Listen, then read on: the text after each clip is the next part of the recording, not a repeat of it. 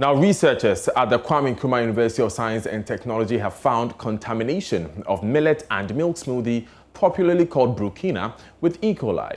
The Biochemistry and Biotechnology Department has found unacceptable levels of the bacteria in almost all the samples examined. Now, E. coli is an indicator of possible contamination with fecal matter. Love FM's Kwesi Deborah has more. Brukina, we journey be like a common deal. We be a long journey be. Also, you know, be an pet about Sweden. Well, no, at least we know I bet me maintain you for some time. Brukina is a food, very good, and because of the millet that is inside, when we eat it, even when we're hungry, we eat it, it satisfies you. Oh, Brukina is a nice local drink. When taken, it actually refreshes you. Sometimes when we, the guys, when we are done with classes, and then we come by these Don Simon and other stuff, when you get Brukina, let's say 3 bottles, and then you are done with it, it really refreshes you up. Brukina is a millet and milk smoothie, also called dega or nunu in some parts of West Africa. It's a fermented beverage made from cow milk and millet. Brukina can be considered a nutritious beverage. A dietitian at the Nkrumah University of Science and Technology, Dr. Marina Ferreira-Tando, believes it can be promoted as a very good breakfast and snack to particularly reduce iron deficiency among Ghanaian children. Brukina is a very healthy beverage that we should promote as an indigenous beverage in Ghana because it contains the necessary carbohydrates, essential amino acids, that is the proteins, essential fats, and it also has minerals and vitamins. So minerals such as copper, iron, and zinc. And considering the fact that over 50% of Ghanaian children are anemic, it's very important that we promote foods that are high in iron, such as Brukina. So it could be a potential good breakfast or even a snack for the population of Ghana. The beverage, which is said to have originated from Burkina Faso, is fast becoming popular in Ghana. Dr. Marina Tando therefore decided to investigate the nutritional and microbiological quality of Brukina. Together with one of her students, Baba Kwenya Adams, they collected 6 300-milliliter Brukina from local producers and retailers in different locations in the Kumasi metropolis.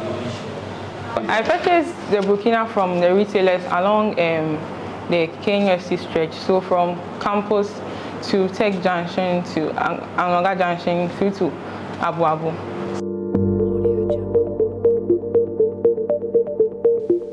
Coliforms are bacteria that normally live in the intestines of healthy people and animals.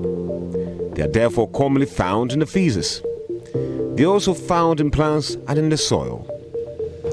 Escherichia coli or E. coli is a major member in the coliforms family and is found in the feces. Some strains of E. coli can cause severe stomach cramps, vomiting and bloody diarrhea and urinary tract infections. E. coli is mainly transmitted through the fecal route, and so anything that contains fecal matter can potentially contaminate the product. The permissible coliform limit is 10 coliform units per 0.1 milliliter of any food substance. At the end of the research, we found out that 4 of Brukina samples collected from the various locations had high levels of E. coli, whereas 2 had high levels of other coliforms, but not E. coli. The maximum total coliform count recorded by the team in the Brukina was over 900 times, and the minimum count being 100 times.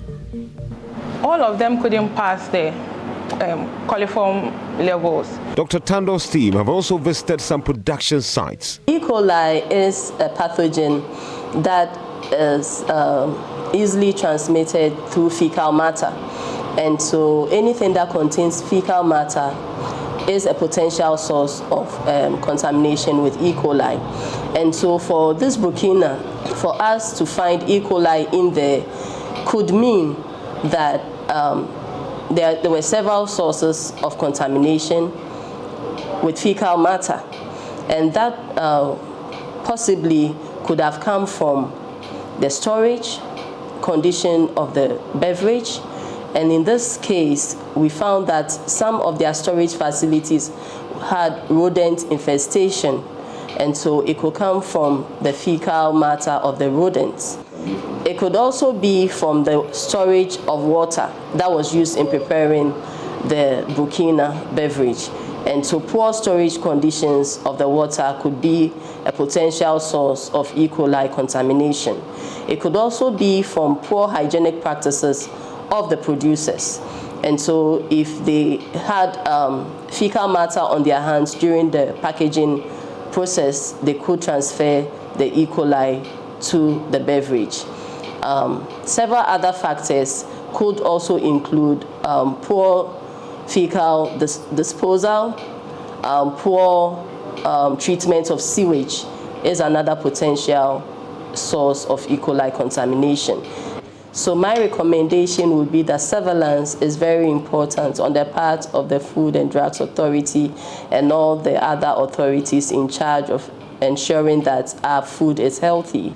Reporting for JoyNews, Kwesi Deborah.